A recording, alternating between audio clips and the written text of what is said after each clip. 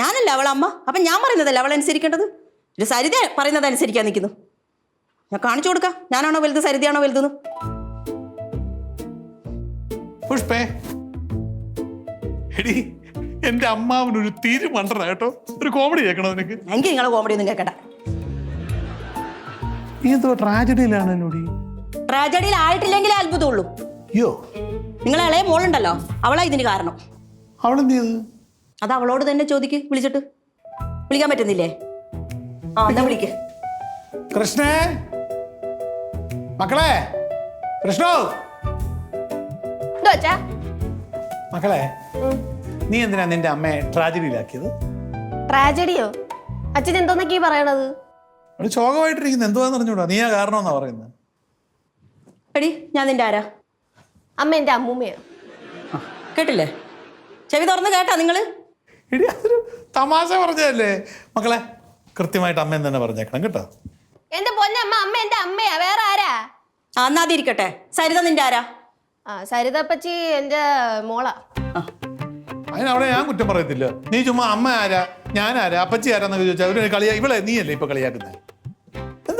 എനിക്കറിയാമല്ലോ ആരെയാ കളിയാക്കുന്നതെന്ന് ഞാൻ നിങ്ങൾക്ക് ഇപ്പൊ കാണിച്ചു തരാം. എടി നീ ഞാൻ പറയുന്നത് അനുസരിക്കോ അതോ സരിത പറയുന്നത് അനുസരിക്കോ? അതിവള് നീ പറയുന്നത് അനുസരിക്കും. നീ അല്ലേ അമ്മ? അവള് പറയട്ടെ. പറയടി. ഈ ഒരു പ്രത്യേക സാഹചര്യത്തെ എനിക്ക് അപ്പച്ചീനനുസരിച്ചേ പറ്റത്തുള്ളൂ. കേട്ടല്ലോ? അതെന്തോ മക്കളെ അങ്ങനെ? പിന്നെ അച്ഛൻ 50,000 രൂപയുടെ സാലറി ഉള്ള ജോലി അപ്പച്ചി തരാന്ന് പറഞ്ഞു കഴിഞ്ഞാൽ പിന്നെ എനിക്ക് അനുസരിക്കാണ്ടിരിക്കാൻ പറ്റുമോ? 50,000 രൂപ സാലറിയോ? ആ, അതിന് അമ്മ പറയുന്നത് കേൾക്കണ്ട. അത് എവിടെയെങ്കിലും എഴുതി വെച്ചിട്ടുണ്ടാ? ഇനി 50,000 രൂപ സാലറി കിട്ടുമെന്നുണ്ടെങ്കിൽ ഈ അച്ഛൻ പറയുന്നത് അനുസരിക്കണ്ട, അമ്മ പറയുന്നത് അനുസരിക്കണ്ട, അപ്പച്ചി പറയുന്നത് നീ അനുസരിച്ചാ മതി. 50,000 രൂപ വെറും കണക്കാ. 1,00,000 രൂപ രൂപ പറഞ്ഞത്. അയ്യോ, ഞങ്ങൾ ആരും പറയുന്നത് ഒന്നും നീ കേൾക്കണ്ട, അപ്പച്ചി പറയുന്നത് കേട്ടാ മതി. അല്ല നീ ഞാൻ പറയുന്നതാ കേൾക്കേണ്ടത്. എന്തോ അമ്മ ഇത്? അച്ഛാ എനിക്ക് അങ്ങനെ പറ്റത്തില്ല അച്ഛാ. അമ്മ പറയണ കേട്ട് കഴിഞ്ഞാൽ എനിക്ക് അപ്പച്ചി പറയണ കേൾക്കാൻ പറ്റില്ല.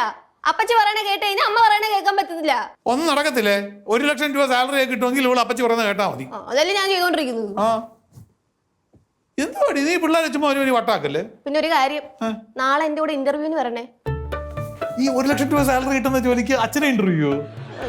അച്ഛന്റെ ഇന്റർവ്യൂ ഞാനല്ല, അച്ഛന്റെ കൂടെ വരണേന്ന്. അതച്ഛൻ കൂടെ വരുമല്ലോ, മക്കളുടെ കൂടെ അച്ഛൻ വരുമോ? ആരും വരുന്നില്ല. അങ്ങനൊന്നും പറഞ്ഞാൽ പറ്റത്തില്ല. കൊച്ചിനൊരു ആവശ്യം വന്നാൽ കൊച്ചിൻ്റെ കൂടെ ഞാൻ പോകണ്ട. എന്തോന്നിത്? അമ്മയ്ക്ക് എന്തോ പ്രശ്നം? കലി ബാധിച്ചോ? അല്ല ഇതിലും വലിയ ജോലി കിട്ടിക്കഴിഞ്ഞാൽ അമ്മയെ കൊണ്ട് കളയണം എന്ന് പറഞ്ഞാൽ നീ കൊണ്ടുപോയി കളയോടി. സൂപ്പർ. മക്കളെ, നീ ഈ കേസിൽ അപ്പച്ചി അനുസരിച്ചോ, ബാക്കിയുള്ള കേസിലൊക്കെ അമ്മ പറയുന്നത് കേട്ടോണം കേട്ടോ? ശരി, ആയിക്കോട്ടെ. ഞാൻ അമ്മേനെ വേണമെങ്കിൽ അനുസരിക്കാം. 50,000 രൂപയുള്ള സാലറിയുള്ള വേറെ ജോലി എനിക്ക് കണ്ടുപിടിച്ച് തരൂ? പറ്റൂ? ഇല്ല. അതുകൊണ്ട് എനിക്ക് അപ്പച്ചീനെ അനുസരിച്ചല്ലേ പറ്റത്തുള്ളൂ. നമ്മുടെ കൊച്ചല്ലേ, നീ ഒന്ന് തണുക്ക്. അപ്പൊ നമ്മൾ നാളെ ഇന്റർവ്യൂവിന് പോകുന്നു.